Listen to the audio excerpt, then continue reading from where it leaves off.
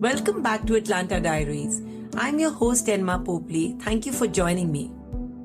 In Atlanta Diaries, we celebrate unique and inspiring stories of breakthrough women to help future generations create their own. If you want to know more about Atlanta or listen to more episodes, you can visit my website www.enmapopley.com.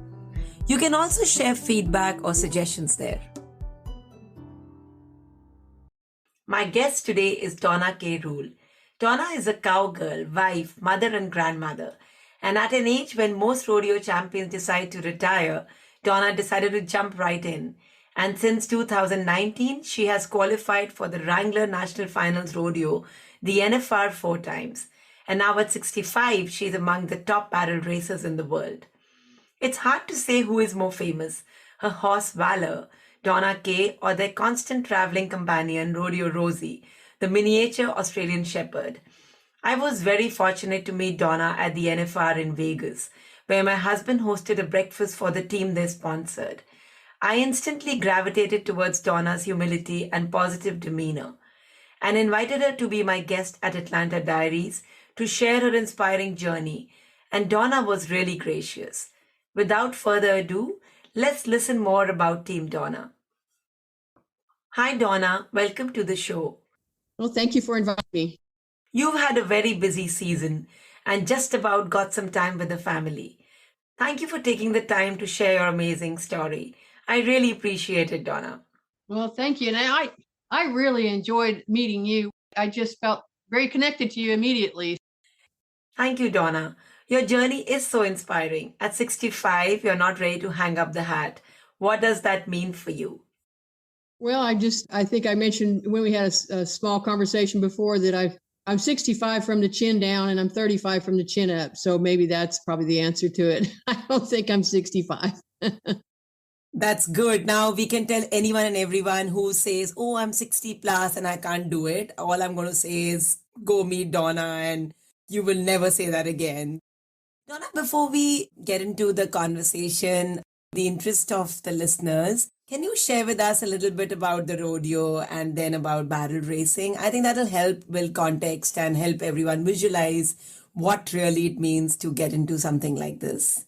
Well, a rodeo probably began based on a need to doctor cattle and take care of animals on the ranch, and maybe a cowboy was faster at catching a calf than another cowboy and got to be a friendly wager back and forth. So that's probably the basic thing where they started. You take care of your animals. It's so important. If they're sick out in a pasture far away from a corral, you have to go rope them. You have to tie them down. You have to give them medicine and save their life. So that's basically where the rodeo thing started, whether it's calf roping or team roping. Team roping is where the one guy ropes the steer's horns and the other guy ropes the steer's feet. And then one cowboy would get off and doctor the bigger steer. And if you had a little calf, then you would only need one person. And then, of course, us girls, we can't be outdone by the guys. So, we all think we're horse trainers. So barrel racing is a timed event where you can either choose one right turn and 2 lefts or one left turn and 2 rights, and it's set up in a cloverleaf pattern, and it's a timed event, and the fastest person wins. And it's a pretty highly skilled. It's evolved a long, long way. Now you have to have a really nice horse, and you have to be a pretty good horseman to run this level. 5 years back when I attended the first rodeo, it was such an eye-opener and it was very fascinating. But I also, at some level felt that, is this fair on the animals too? And I remember you gave me such a beautiful perspective, which completely changed my way of looking at it. And I'd love you to share that perspective on how do you feel rodeo brings that whole community, aspect, or brings in a lot of different skills which go a long way for kids, for adults, and so on. I think that's a miscommunication between the rodeo people and somebody that is not a rodeo person. It is not cruel. They love their job. Juice, for instance, the one that was injured is not injured now. He wants to go. He whinnies and cries when we leave. He looks forward to me coming to him every day. He likes everything the same every day. And of course we make money at it, but it's not really a greed feel. It's a horsemanship, team communication feel, they really do like it. My eyes are always looking for something that's not right. And anybody that spends their life doing this feels the same. Of course, you have to make money, have to make money to live. But we spend hours. I probably spend 8 hours a day doing something in my barn. And it's for the comfort and health of my horse. And he's got to be comfortable mentally as well. He can't just be hurried and rushed and done everything. In the early training, we teach him to understand and use his body the best of his ability. And as long as I do my job, he loves his job. And it's important to me to do it right. God gave me this ability to do this and have this communication skill. I take it pretty serious. And then, we have cattle. We raise cattle. We raise beef cattle.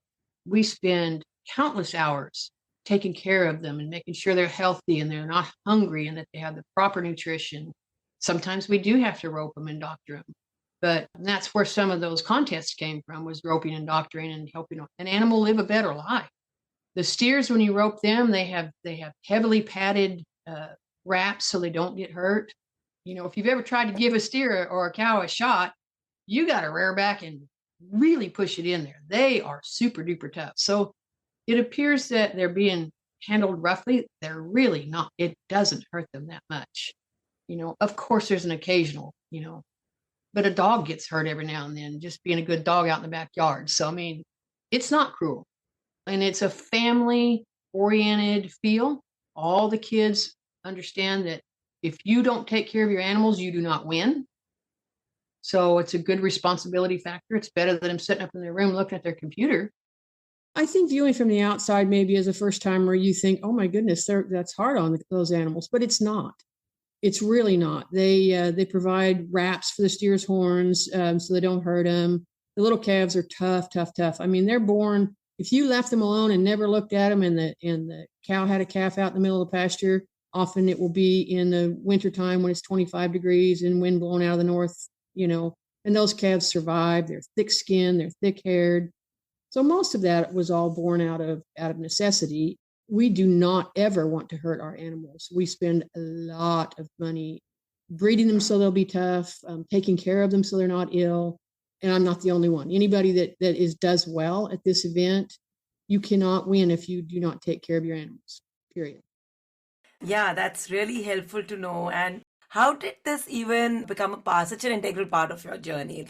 What inspired you to get into horse racing and then professional rodeo? So take us through that journey and share with us how this whole thing played out.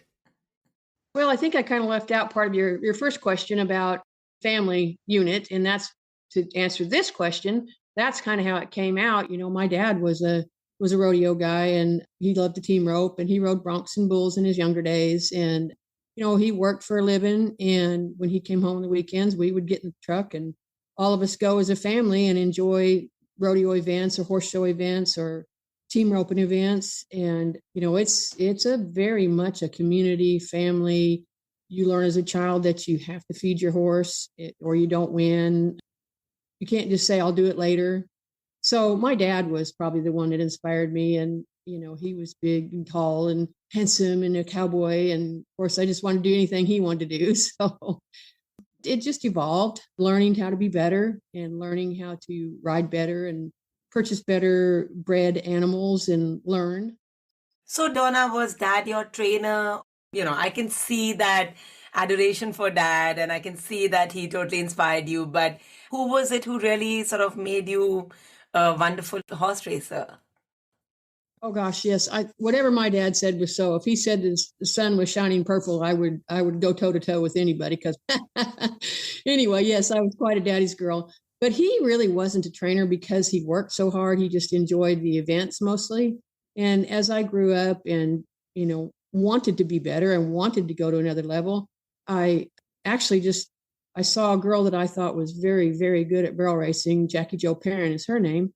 And I went at an event at a high school rodeo and found her dad and said, I want to ride like her. And her dad's name was Billy Perrin. And Jackie Jo ended up winning the world championship in 1977. So it was like 1978 when I met him. And he changed my mind about understanding the whole process and being a better horseman, taking better care of my animals, taught me how to ride better, not pull on them, let them work. And then, it evolved over the years. I tried to get better every day. I want to know more. But Billy Perrin was definitely my mentor.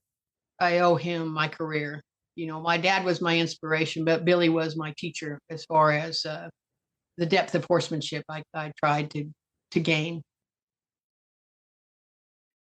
Donna, I really want to double click on this whole ability or vulnerability to go to just somebody and say, train me. Like, what was going on in your mind? Because I think even today you speak to so many youngsters also, or so many people who don't feel vulnerable enough to sort of ask for help like this, right? So, what really motivated you or inspired you to just go and ask him?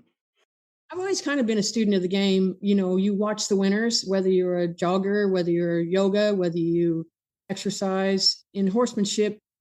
You have a lot of minds at work, and not all of them are going to the same goal. So as a trainer, that's one of your jobs, is to understand your horse and to watch your horse and to know what helps him be better and what helps you be better. So watching Jackie Jo Perrin do well and outrun everybody so easily, I wanted to understand how she did that. And I never doubted that I could do that, and wanting my horse to understand me better. I don't want to confuse my horse. That's important to me, that he is comfortable and happy. So being a better horseman is a goal. And I had no fear talking to somebody to help me help my horse. That's such a beautiful perspective. And did it ever bother you that Jackie Jo might have a problem with, her dad training one more person? Like, was that a concern? No, that's one of the beauties of the rodeo or agricultural world is, we understand how hard it is. It takes all of us to make it work. And we pretty much went shoulder to shoulder. In fact, that was in 1978. She and I are still just near sisters, and she encourages me and calls me. And, the top 15 barrel racers in the world, which we just experienced at the National Finals Rodeo, if one has a problem, the rest of us will help. Nobody enters to win second. That's not the goal. The goal is to win. But knowing what it takes to win, we all kind of pitch in. Whether we get along, there's going to be that time when we'll fuss with one another. But, it's about the horse. It's about the animal and doing better by them. Oh, I love this sisterhood. The other day, I was speaking to this lady who's the CEO of an investment bank, and she was talking about the boys' club versus sisterhood, So I can totally see what you're sharing, transferring into the corporate world or into any other, work world. The lessons are the same, understanding and ability to learn from each other, mentorship, role modeling. You talk about so many of these things.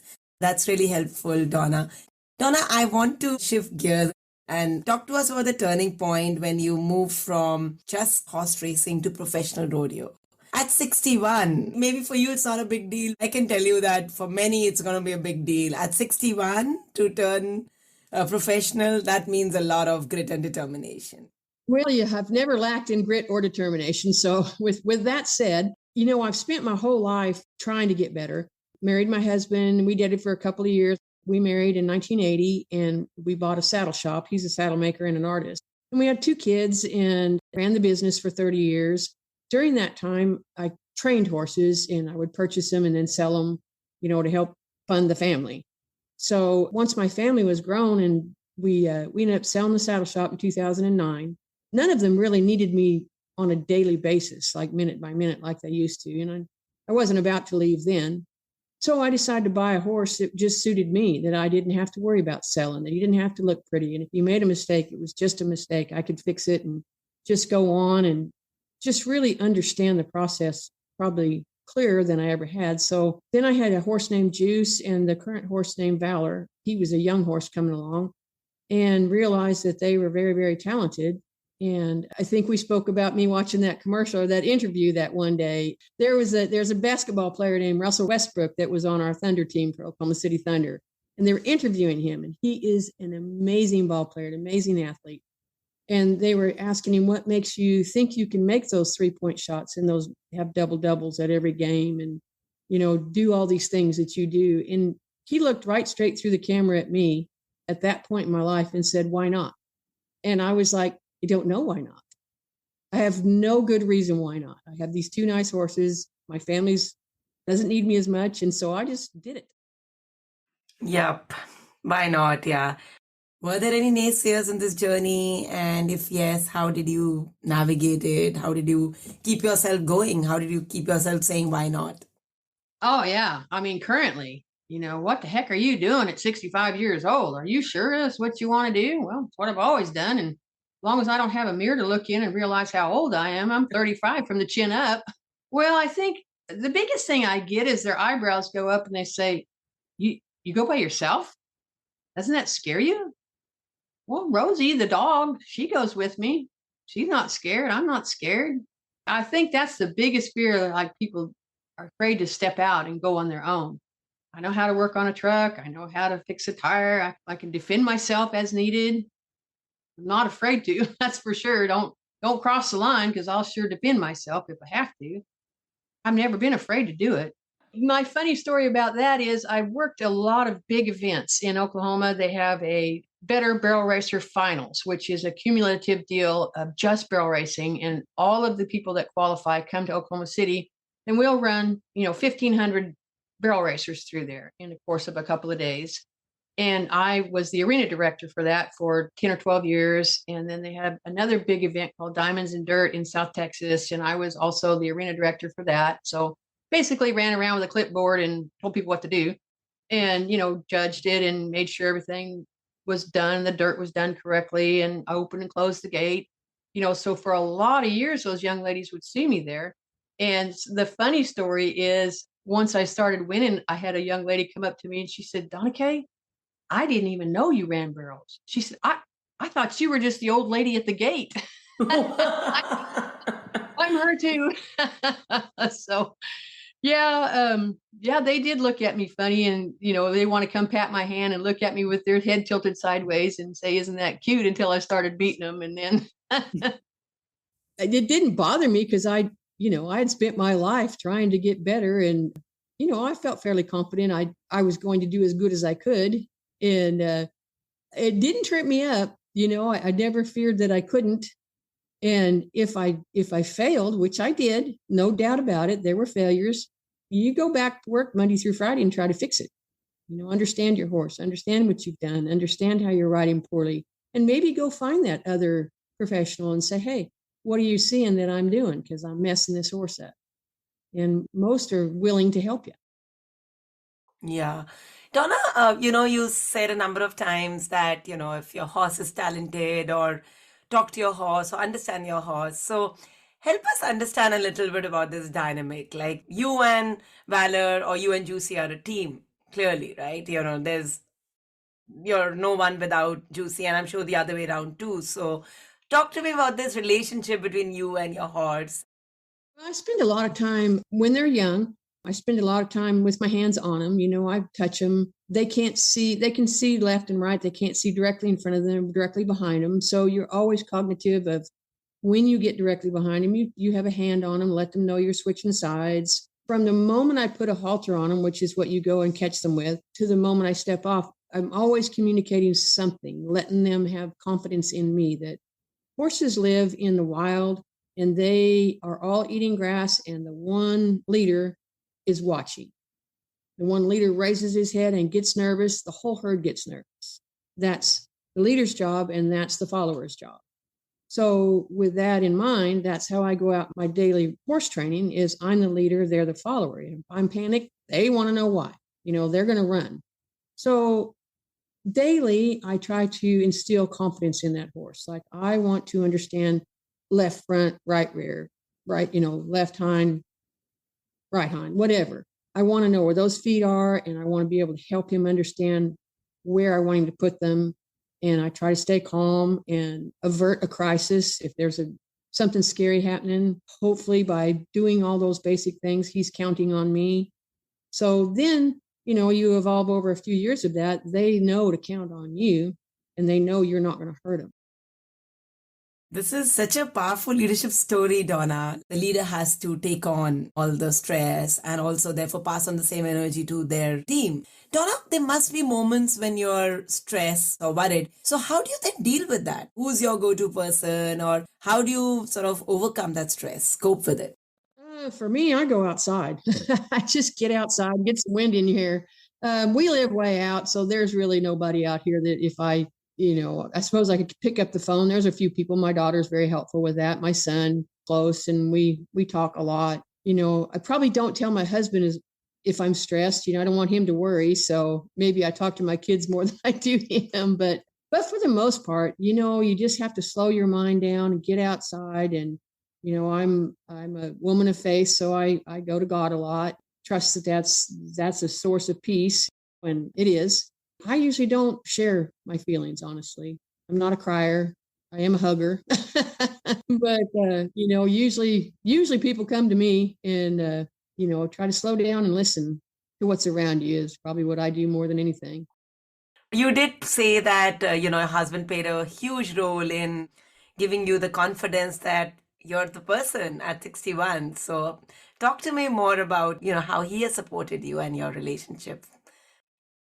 Oh yeah, gosh, he always supports me. I mean, we work together every single day, 16 hours a day at the saddle shop, and then raising our children, and then now with my horses and stuff. When I go on the road, if I have a truck issue or something, I can call him, and he always checks with me in the evenings and the mornings. Sometimes we're all busy during the day, but I always have him within a phone call if I have to.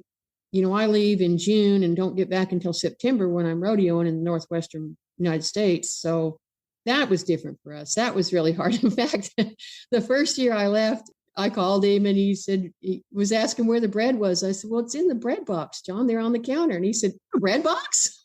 Yes, John, we have a bread box. So, but no, he's sensible and sincere. And if you're doing it wrong and you need to be told, he'll tell me. He doesn't do anything mean. Everything that comes out is encouraging, but he's not afraid to tell you if you're doing it wrong. So that's helpful, really. You again say these things as a matter of fact, but I really want to talk about your trips to the rodeo when you go in June and come back in September. When I was flying this time from Vegas to Houston, a lot of people were flying in the same plane and said that their horses were coming in the trailer. But I know you do it differently. So share with us, what does that different mean? Yeah, I have a pickup, a Dodge Dually, and a 4-horse trailer, and I put all of my feed and tack. And tack is the equipment that we use for our horses, and plenty of clothes in there. You never know what you're going to run into. If you're in Cody, Wyoming, and July 4th doesn't mean it's going to be toasty warm. So you have plenty of everything: goose downs and wild rags. And when I get entered, I usually plan to try to go ahead. I don't drive much more than 4 hours at a time without getting my horse out. That's important for his health. And you have to be smart about where you stop because you're by yourself. Me and my dog Rosie and my horse, we go. And so I have some stops that I like to pick that are safe and well lit and other people around. And yes, I do carry a gun as needed. I've only had to pull it one time, and I meant it when I pulled it. So yeah, I had a guy at a gas station come up and obviously not telling the truth about what his intentions were. And so I just reached in the truck and held it right in front of my chest. And I said, you still want to talk to me about that? He took off running, jumped in his car and peeled out and left. So, it's not as safe as it used to be when I was young. So I'm super careful about it. There are places online at overnight horse hotels. If you're in a really unfamiliar area, those are better. So I typically will go there, and pay for a place. But I stay in my trailer right close to my horse. I don't ever leave him, where I can't see him. He's my most valuable tool in the vehicle. I wouldn't even need to go if I didn't have him. So yeah, I'm careful, but I do go by myself. So you drive the trailer, you manage the horse, you go and race the horse. So everything is you and Valor and little Rosie. So how do you manage that? Like there's no veterinarian, you're everything for the horse. Yeah, I'm pretty much everything. I thankfully have learned quite a bit about what medicines I need to take in case of emergency. And typically there are veterinarians, available if you really have a disaster out on the road, hopefully you don't, I've learned long ago the cavalry's not coming. So I need to know how to do stuff like change my air filter in my vehicle and, give my horse medicine if he needs it. Make sure Rosie's got plenty of feed and she's doing okay and let her out. You got to learn, listen, and just, common sense be your guide. There must have been setbacks and failures in this journey. There's always setbacks. Juice and I were at a rodeo in Carthage, Missouri one time, and somebody tied a horse to a loose panel and it set backwards and it was still tied to this panel, which was a 6-foot panel. And it took off running with this panel and ran around and around this building that none of us could get out of. And Juice jumped over me into the bleachers and almost cut his leg off. And it knocked me out, broke some ribs, tore up my knee, broke my hand. Once I came to, I had some EMTs get me up and they wanted me to go to the hospital, but I wasn't about to leave my horse. I mean, there he was bleeding. So we got him stabilized and enough to get in a trailer and go to a vet clinic. And he stayed in his stall and I had to work on him for like 8 whole months. He couldn't get out of a 10-by-10 stall just to take care of him. So that was a huge setback. That's another thing that you have to be careful of, having plenty of stuff in your trailer. If you get stuck on the side of the road with your horses, that you have water available. I usually carry a tank of water with me for them. A couple of years ago, I had 3 vehicles that pooped out on me when I was in Montana and Colorado and Wyoming.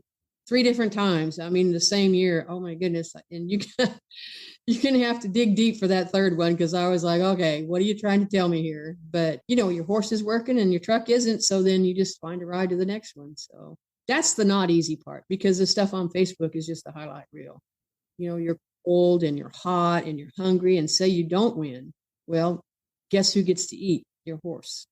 If you don't win and don't have any money to eat, then your horse gets to eat, because if without him, again, no need to be out on the road. So dog and horse will eat before me. Such a beautiful relationship, Donna.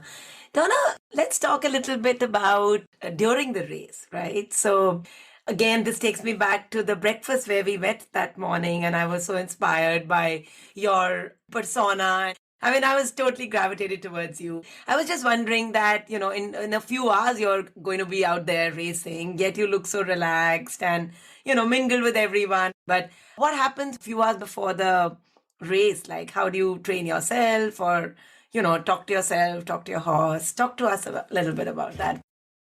Well, first of all, I was so grateful to the company for inviting us and having us there. I just felt like, gosh dang, this is great. I should let them know how grateful I am, and we are. So, and some of the other kids, they were a little nervous about talking to everybody. So I want to make sure everybody understood we're a grateful group. But to answer your question, I pretty much just internalize. And again, like I was talking earlier about trying to figure out where my horse's feet are. When I walk, I want to know how he feels, if he's loose. And when I increase my speed and, just in my warm up, I want to make sure I don't feel anything that doesn't feel right. And then I visualize my run. I have a specific place I want to be right before each turn, whether I'm walking or going as fast as a horse will go. So my job is to, as a jockey, to put my horse there and help him understand where to go. Sometimes we run in a great big arena. Sometimes we run in a small arena, like the NFR, for instance, is extremely small. But then my spot never changes. So mentally, I have to prepare to set him up for success at that spot. Yeah. So this is Valor right now. So you think Juicy is understood that he has to hang up his hat, or is Juicy still excited to come back to the arena? Oh my gosh, Juice is still full of beans. I mean, physically, he cannot compete at the level Valor can just because of his injury. But mentally, he's about like I am, from the chin up. He's ready to rock it. Right before the NFR, because, typically the ladies will have more than one horse. I don't. Juice obviously had the injury, and then he's a little older. But I go ahead and keep him in shape as if I could run him at any moment. And just in case I needed to, say something happened to Valor while I was at the NFR, then I would have Juice right there available. So I take Juice the week before the NFR and made a run on him. And boy, he just got all puffed up and jiggy trotted in there and was so excited. So yeah, he still feels like he's part of the gang. Every day I get him out and do nearly the same things with him so that he feels like he's part of the gang. So, what kind of a conversation do you have with them? How do you communicate with them? With Valor, because he is completely racehorse bred, which is something that we look for nowadays at this level, I keep very calm. Everything I do is methodical and normal. Sometimes I do little weird things just to, because he's going to run into that.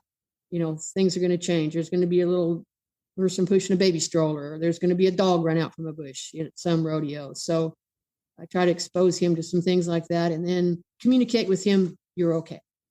Everything's good. And I do that physically, maybe soften my legs or soften my hips just to let him know it's okay. Nothing's wrong. So if I tense up and I pick up his reins and I get nervous, then he's like, uh-oh, something's wrong. So the conversation / communication for that horse, I keep very calm. And with Juice, he likes to mosey a little more. I might probably communicate a little more intensity, for instance, just let him know, yeah, come on, game's on. You need to come up and step up. That's really sweet. Do you think he'll ever come back to any smaller competitions? Yes, definitely. My daughter actually kept him at home this summer and she won like 5 different buckles on him at different rodeos. I mean, he can still compete effectively, maybe the second level below Valor. So his heart's still in it. And I keep him in shape. I really do. It's my job. I owe him. He doesn't owe me. You're so loyal. But you know what? You're totally underplaying your injury at that time. You're saying Juicy wasn't capable for 9 months, but what about the accident which you had at the same time? How did you cope with that? Well, I limped around for a while. Yeah, it hurt a lot. In fact, I ended up getting a hip replacement last year. Well, actually, this year in April of 2022.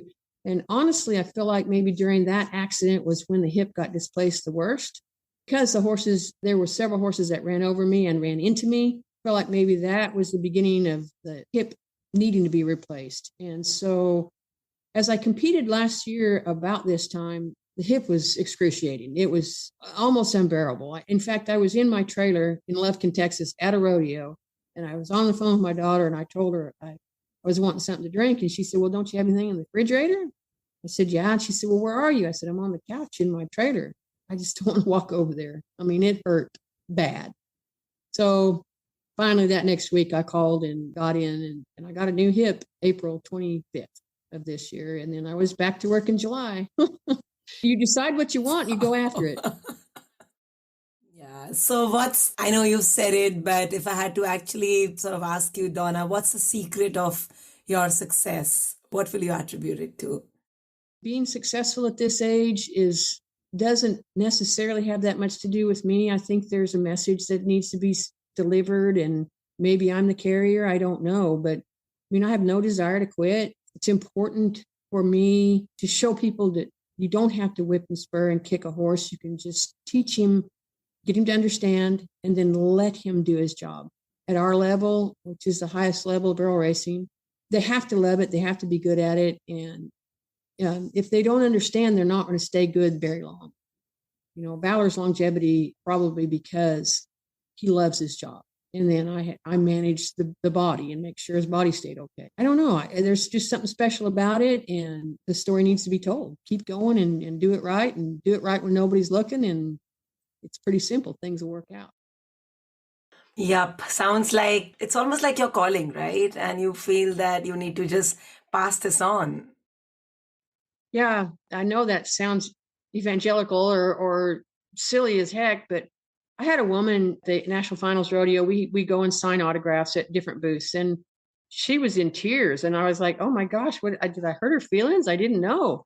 And she said she was in her 50s and she had lost her husband some time back, and just had no desire to do anything. She just laid around and did nothing.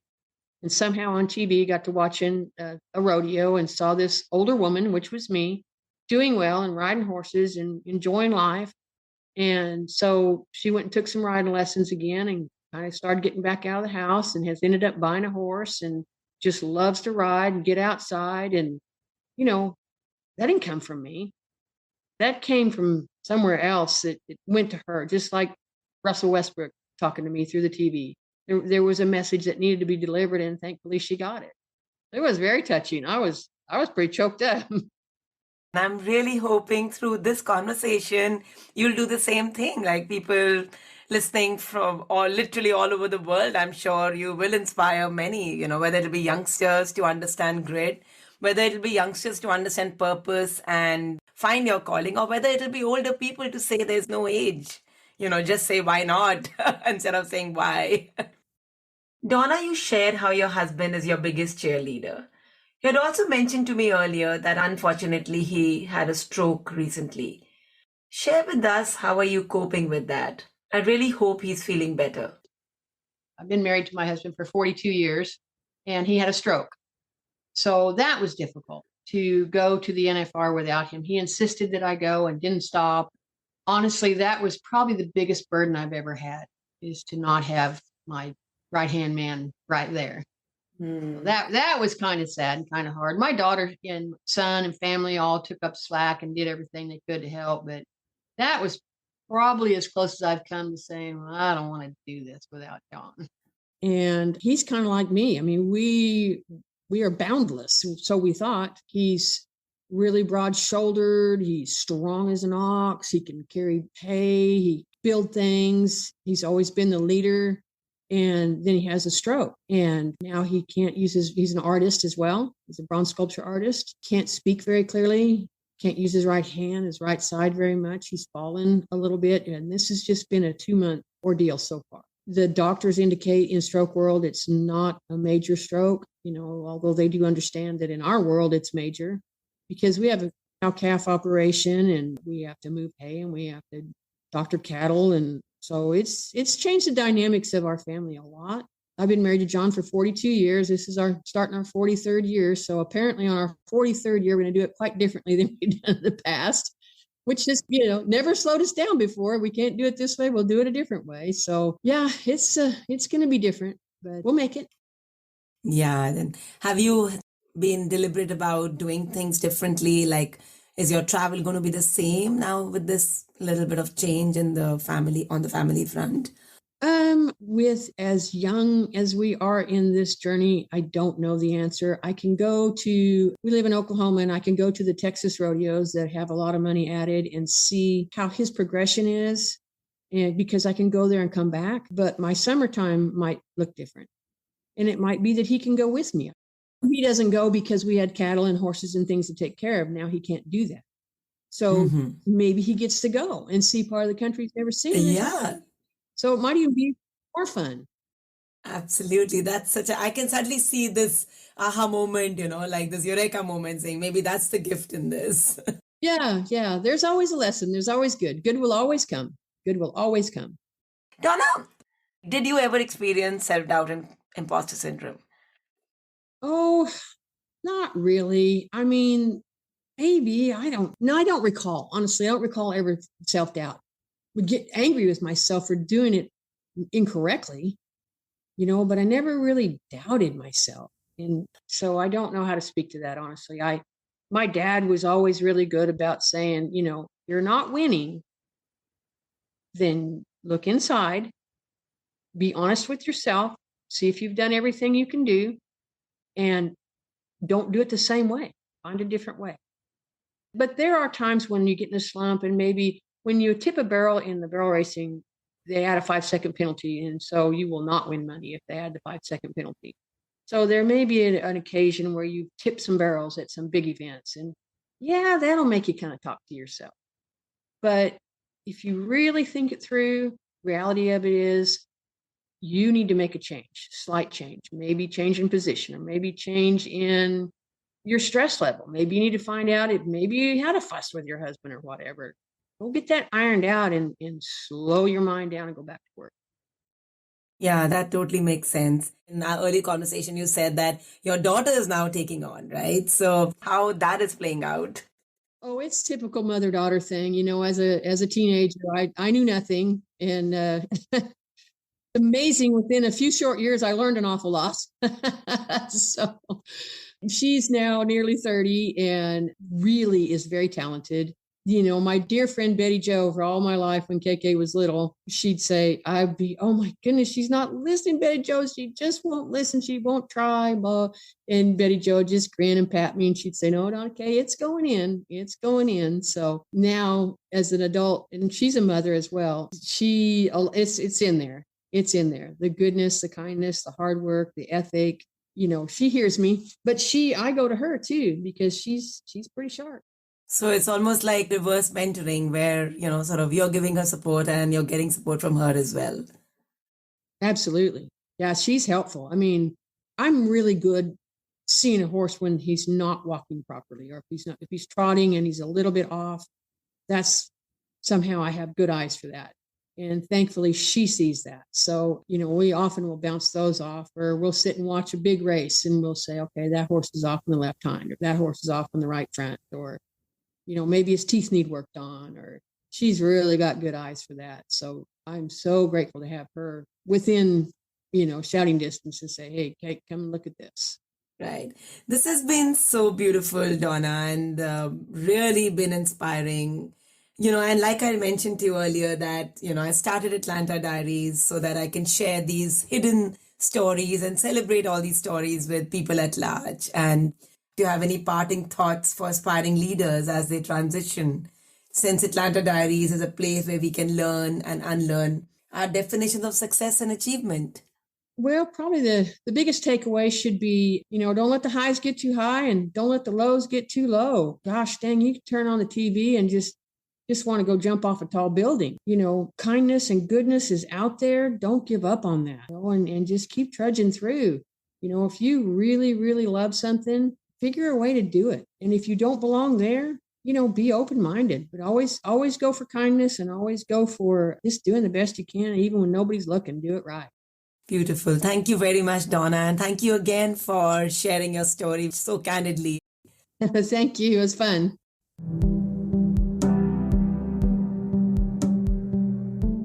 Thank you very much for listening. All my guests have brought their most vulnerable selves on Atlanta Diaries. And even if a small segment of these conversations can help champion the journey of one person, it's going to be really worth it. I do have a request for you. Please share this podcast on your social media and with your family and friends. Our society is constantly evolving, and Atlanta Diaries must too. I really appreciate if you can leave your feedback in the form of a review or a rating. These are impactful and rousing stories that need to be shared far and wide. See you next time for another one on Atlanta Diaries.